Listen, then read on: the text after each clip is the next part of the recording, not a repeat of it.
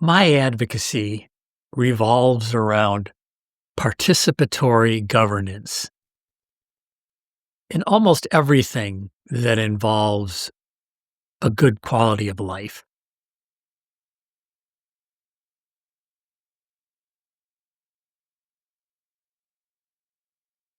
Participatory governance entails broad involvement.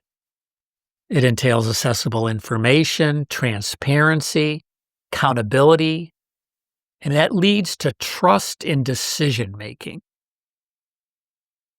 I'm a lifelong student of governance.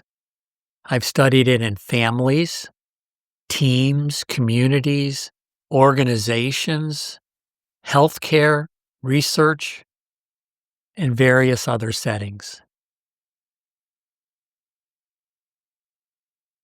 I was first conscious of my interest in governance in 1968. I was 16 years old and I was worried about the draft, the Vietnam War. I wasn't I didn't really have to worry about it till I was 18, but I'm always a let's be prepared kind of guy. And so I went to a church, local church in Detroit that had draft counseling on Sunday nights. And I went to have draft counseling. I was clearly the youngest person there. And the person that counseled me suggested that I become a counselor. Whoa, what an idea. And so I did. I took the course of counseling. I learned the plumbing of the draft, which includes laws, regulations, unspoken customs, and and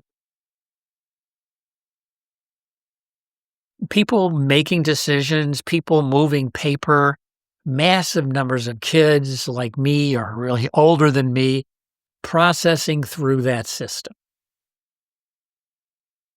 So I became a draft counselor and I was still in high school. And then I went to college and I lived in several group homes and we had to decide, how are the chores going to get done?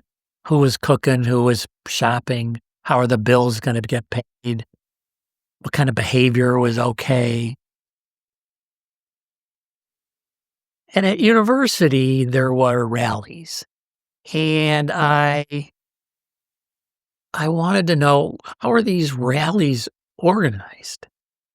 And I was very fortunate in that became friends with several of my professors. And I can think of two people in particular, Barbara Polk and Peggy Keeney, who took me with them to meetings where the politics and the activism and the rallies were discussed and planned, and they pointed out who was who and how were decision made, and I just thought that was pretty interesting. And then, when I got married and my wife and I decided to homeschool, we tried to do a participatory democracy, making sure that our kids were involved from a young age in the decisions of the household, including chores and, who was cooking and doing the laundry. And we homeschooled. And so living together closely and going to school together, we got involved in the state laws about homeschooling, and we went to lobby in Charleston, West Virginia, and we went to Washington, and we learned quite a bit.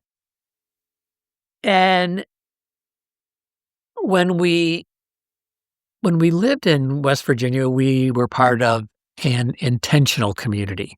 So it was a group of people that owned 160 acres, 4 families, and they invited us to come join them. And we did. but they didn't really have a system of governance, and we were quite uncomfortable with that. And so we guided our community members to develop bylaws and, to form a corporation, to own the land, to have a board of directors, to have the bylaws. How did people enter the organization? How did people leave the organization? How were bills paid? Who owned what?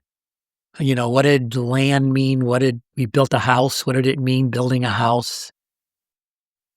We set it up that uh, we didn't own our houses. We leased our houses, that the corporation owned everything. So since then, I became a clinician leader, a manager of, an ICU, a manager of information technology. And I learned how corporations were run. And I participated in several boards, and I led a board. And I would have to say it was mostly pretty underwhelming. Now, the best boards I've seen in my 60 years is the World Health Network, PCORI, and the COVID pod created by several family friends. So this episode is going to be about that pod and governance.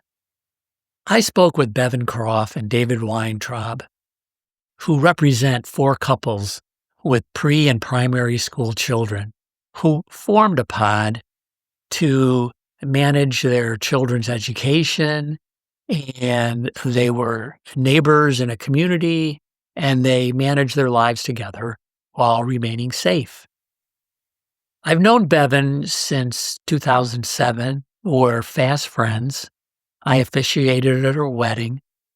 And, let's start with hearing from Bevan and David.